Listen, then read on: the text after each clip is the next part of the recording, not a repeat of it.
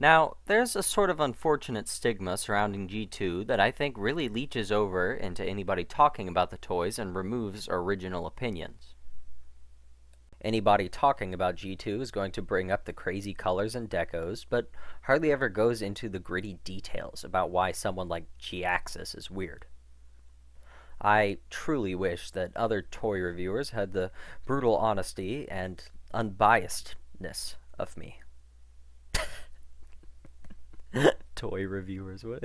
Come on. Truly, the most normal thing about GHIAXUS here is his colors. Starting with that name, GHIAXUS. Such a strange combination of syllables that serves to make a weird, mostly forgotten pun. The name was created by Simon Furman, who created the name based on his fear that the Generation 2 comic would be quickly canceled by Marvel. Yes, for those of you that don't know, Marvel Comics published the original Transformers comics. Don't believe me? Look at the third issue of Transformers. Boom. Literally Spider-Man fighting Megatron. It was my introduction to the Transformers series, actually, hence why I've always been a fan of Black Helmet Megatron. And it makes me really happy that this GHIAXUS is freakishly comic accurate. That's what makes this guy weird, not the conventional G2 reasons you'll hear. Other people be like, G2 is so wacky because 90s, haha. Well, I'm not like other girls because I'm here to say that that's not why this figure is weird. It's that he exists, he is as accurate as he is, and he looks downright incomprehensible. Look at his silhouette compared next to Springer here. Well, Springer is also a comic deco. Cute.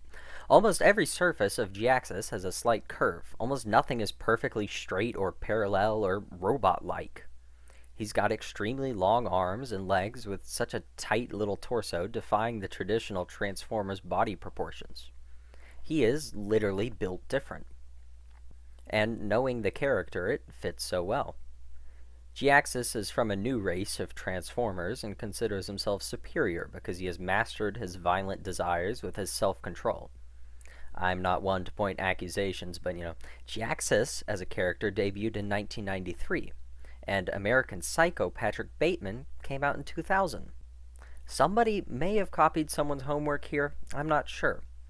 He detests robots like Optimus and Megatron as being evolutionary throwbacks and is neither Autobot nor Decepticon, working to rid the universe of old Cybertronians. This figure lovingly embraces this backstory by making him work and look different than any other Transformers figure I've handled. He's just amazingly himself, and himself is the true Generation 2. To quote the first issue's cover, "This is not your father's Autobot. It's your mom's."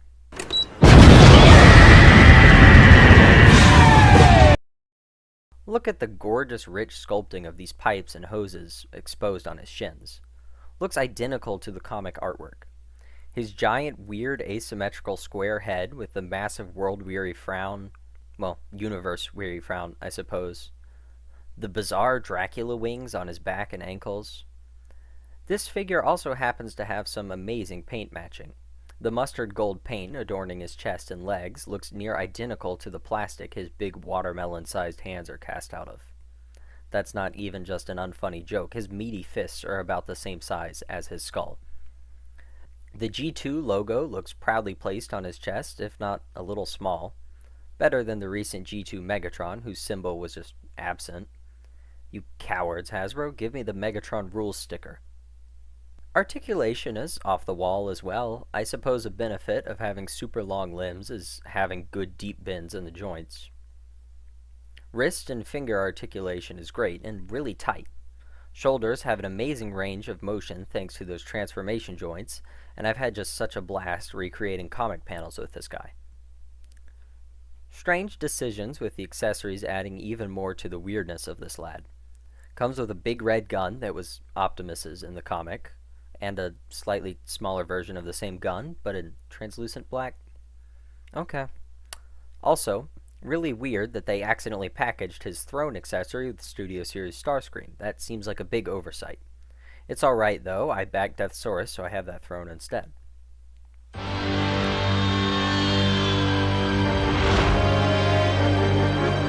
These wings on the back are genius. Being on a strut that is sturdy and doesn't move easily allows you to move them out of the way for arm articulation. Really only problems I've had with the figure come down to the joints being a little loose in some places. Unfortunate, but it's alright. They still hold their position when posed, but the neck and shoulders are pretty breezy on the whole movement deal. Transformation is, a thing that you could do. I'm going to have to do it here for the video. I do really enjoy how when the legs fold up they slightly overlap with these panels. It feels very satisfying and secure. Jet mode is certainly in alt mode of all time. The cockpit has no bottom, the wings are haphazardly hanging on. These little ankle wings definitely look like they should be doing something, but they aren't, and the arms rest underneath him like a cargo of refrigerators. But I'm here for it.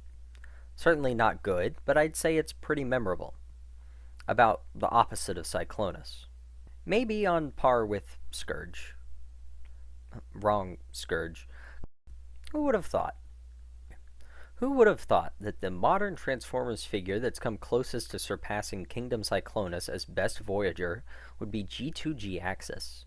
A practical nobody with only 2 previous figures, neither being in his actual comic colors and only remembered and appreciated by weirdos like me and people that want to tell you a fun fact about his name. It is truly the modern Transformers golden age we live in, and who better to be the liege centurio of this new Cybertronian empire than GHIAXUS? Now please, John Hasbro, give us Straxus and Death's Head next, and I will give you my firstborn child.